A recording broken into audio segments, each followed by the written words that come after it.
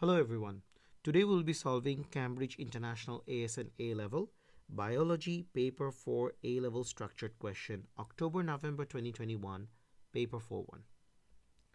Today we are going to be solving from question number 6 to question number 10.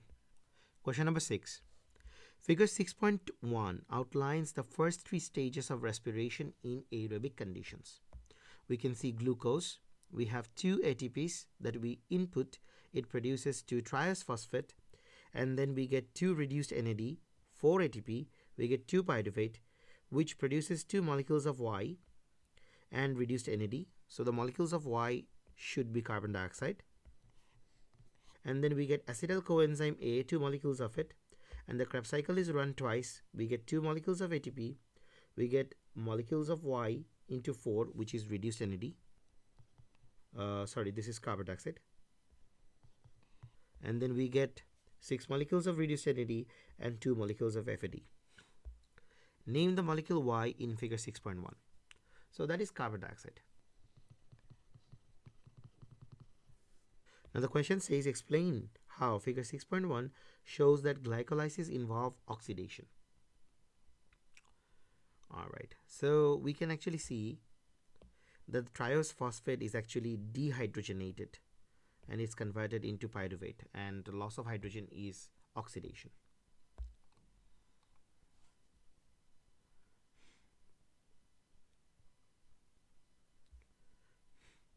Part C. At one time, it was thought that the oxidative phosphorylation of one molecule of reduced NAD result in the synthesis of 3 molecules of ATP. Okay, one molecule of reduced FAD results in the synthesis of 2 ATP molecules. Alright, figure 6.1, a theoretical value for the net number of ATP molecules that are synthesized. For each molecule of glucose can be calculated. Modern research has shown that the actual net number of ATP molecules synthesized for each glucose molecule respire is much lower than that of the theoretical value.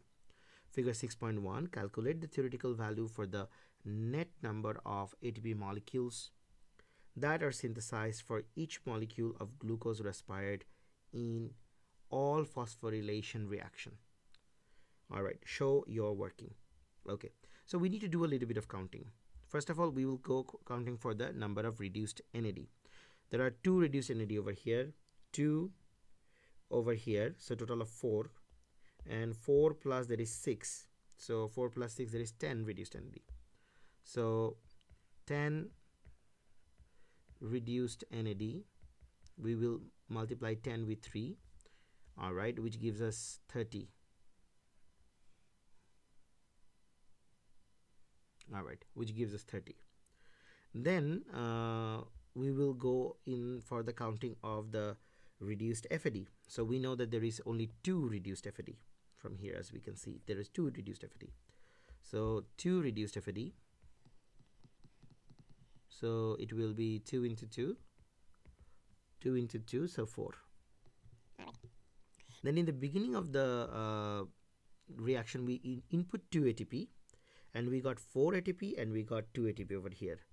So we are gonna add total of so 4 plus 2, 6, 6 minus 2 is equals to 4. So total of 4 ATPs. Total of 4 ATPs added in substrate level phosphorylation. So if we add the number together, it comes out 38. So the answer is 38 ATP. Alright. Now suggest true reason why the actual net number of ATP molecules synthesized is less than the theoretical number. Okay, so we know that energy will be used to transport the pyruvate, the reduced NAD, into the matrix of mitochondria. Some protons will leak from the intermembrane space, and some energy will be lost as heat because the protons are going to leak from the intermembrane space into the matrix. Glucose may not be completely broken down in the entire process. So, which is why, alright, it will produce less number of ATP than the theoretical one. Guys, again a reminder to you, this particular question includes 4 marking point. Now you don't need 4 marking point to achieve your 2 marks. So choose the best 2 points, or at least I would say 1 extra point, so best 3 points, and then you memorize them so that you can use them later on whenever you write an answer of your own. Part D. Outline the roles of NAD and FAD in aerobic respiration.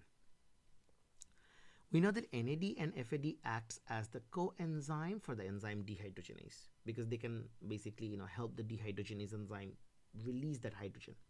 NAD is reduced in glycolysis, link reaction, and Krebs cycle. Reduced NAD carries hydrogen to the electron transport chain in the inner membrane of mitochondria.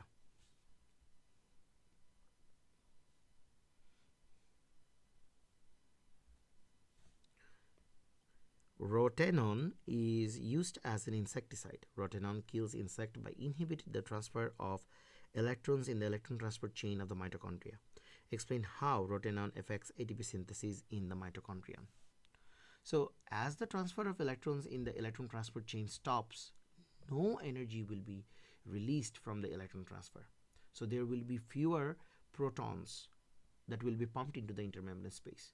And as a result, the proton gradient will not be enough steep, so it will be less steep. Very few protons will then diffuse through the ATP synthase, and less chemiosmosis will occur. So very less, or it may happen that no ATP might be synthesized.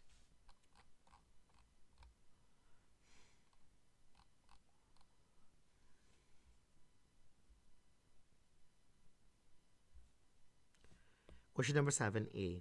The function of the enzyme iduronate 2-sulfatase is to break down certain complex molecules. Hunter syndrome is a rare inherited condition in humans caused by iduronate 2-sulfatase not functioning properly, or by iduronate 2-sulfatase not being produced. This will cause the complex molecules to build up, leading to progressive damage to many organs. Explain how a gene mutation can lead to iduronate 2-sulfatase not functioning properly or not being produced. So basically, gene mutation can occur due to base insertion, deletion, and both gene mutation that are caused by insertion and deletion will obviously lead to frame shift. So if a frame shift occurs after the point of insertion or the point of deletion, stop codon can be introduced prematurely.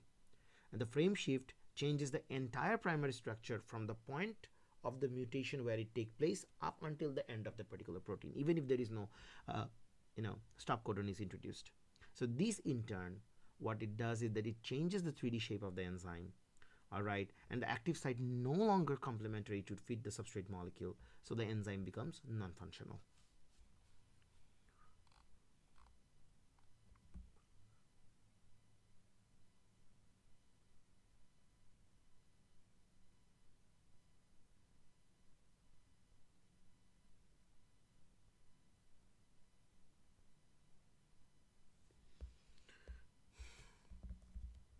Part B.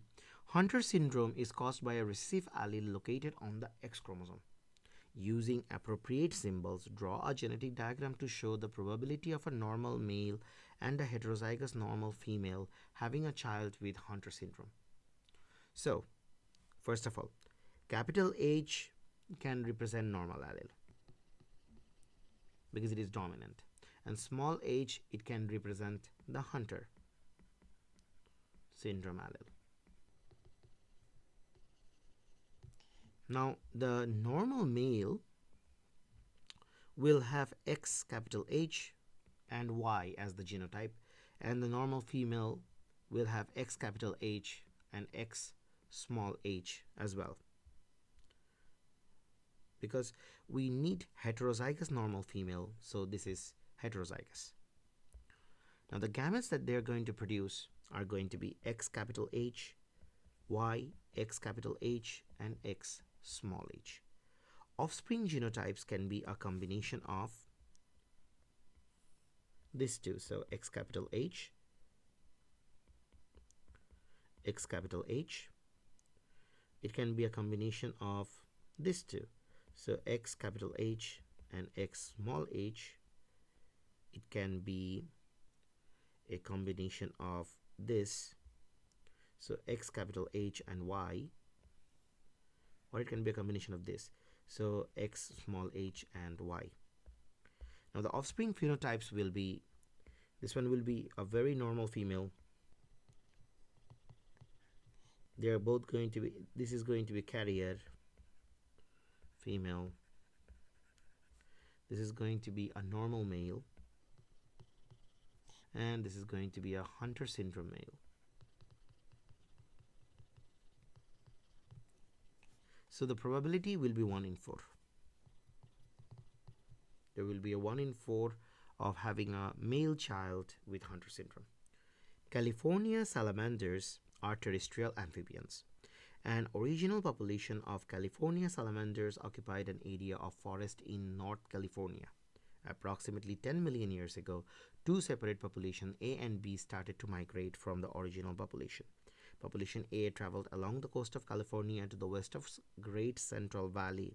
Population B traveled east of Great Central Valley. The two populations now live close to each other in Southern California. Figure 8.1 outlines the migratory routes of population A and B. So we can see the original population, we started from here, then it migrated. Population B, which is the new population now, and population A, which is the new population now. The population A now is, we can see they are mixing at some point. Salamanders from population A rarely interbreed with salamanders of population B. If they do interbreed, the offsprings are infertile now. Suggest and explain the sequence of events that have resulted in these two populations becoming reproductively isolated from each other. So what we see in this particular question is we see geographical isolation, which lead to allopatric speciation. So all we have to do in relationship to this particular salamander is explain geographical isolation. In relation to that, we should explain allopatric speciation. So due to the Great Central Valley, which was in between this particular salamander population, during migration, the both population B and population A got separated. So there were very little gene flow between them. Both migrating groups have different selection pressures because they were migrating through different part of the terrain. So they had different amount of food, different kinds of situation where they were adapting. Different mutations accumulated within that population, and natural selection chose the best adapted salamander. Over the course of many generations, genetic drift, changes in allele frequency lead to different morphological and physiological features to build up, and allopatric speciation occurred.